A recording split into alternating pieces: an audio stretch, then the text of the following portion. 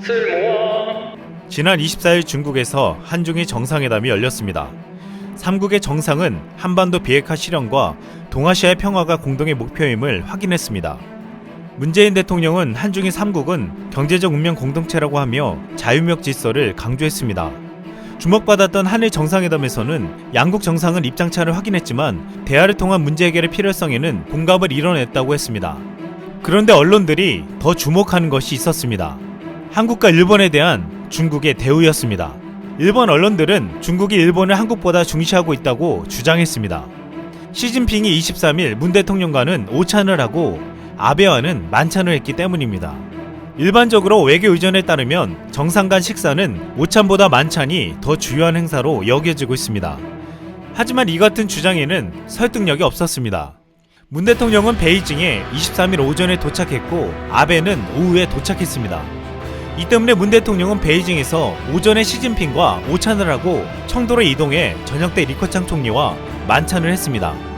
24일 청도에서 열리는 한중일 정상회담에서는 리커창 총리가 중국의 대표로 참석했습니다.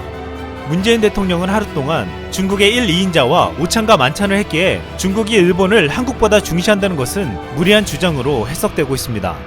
또한 한 한국 언론은 아베는 선물을 받고 돌아왔고 문 대통령은 빈손으로 돌아왔다고 했습니다. 중국은 한중일 정상회담에 앞서 18년 만에 일본산 소고기 수입 금지령 해제를 발표했습니다. 아베가 시진핑을 만나는 날에 맞춰 금지령을 풀었기에 일본에게는 큰 선물로 보였습니다. 그런데 지금 중국이 일본의 소고기 수입을 결정한 이유는 따로 있었습니다. 중국에선 최근 아프리카 돼지열병으로 인해 돼지고기 값이 급등했습니다. 중국은 돼지고기 가격 급등으로 소고기 수요를 늘리고 있는데 수입육 수요가 늘면서 전세계 단백질 공급원 물량이 딸려 소고기 가격도 덩달아 오르고 있습니다. 또한 중국이 수입하는 소고기는 미국산이 52.6%, 호주산이 42.8%였는데 최근 미국산 소고기가 대형 가공장 화재로 물량이 부족해 가격이 오르고 있습니다. 이로 인해 중국은 돼지고기뿐만 아니라 소고기 가격도 감당할 수 없을 만큼 오르게 된 것입니다. 이 때문에 중국은 2001년 광우병으로 수입 중단했던 일본 소고기까지 수입하기로 결정한 것입니다. 겉으로는 일본에게 환심을 쓰는 것 같았지만 중국은 자국 사정 때문에 결정한 보육지책이었습니다. 그런데 24일 일본에서 중국의 뒤통수를 치는 소식을 전해왔습니다. 내년부터 일본이 쌀에 이어 소고기도 방사능 전수검사를 하지 않겠다는 것입니다. 아사히신문은 내년부터 후쿠시마에서 출하되는 소고기에 대한 방사성 물질 검수를 전수검사에서 샘플 조사로 완화한다고 보도했습니다. 2011년 후쿠시마 소고기는 기준치를 훨씬 넘는 방사성 세슘이 발견돼 출하가 전면 금지된 적이 있었습니다.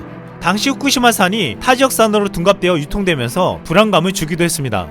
이후 미국이 후쿠시마산 소고기를 수입 재개하며 다시 유통되기 시작했지만 위험성에 대한 불안은 잠식되지 않고 있습니다. 일본 후쿠시마 지역은 아직도 방사능 수치가 높은 위험지역이기 때문입니다. 국제환경단체 그린피스는 도쿄올림픽 성화 출발지가 사고 이전보다 1775배나 많은 방사능이 측정됐다고 밝혔습니다.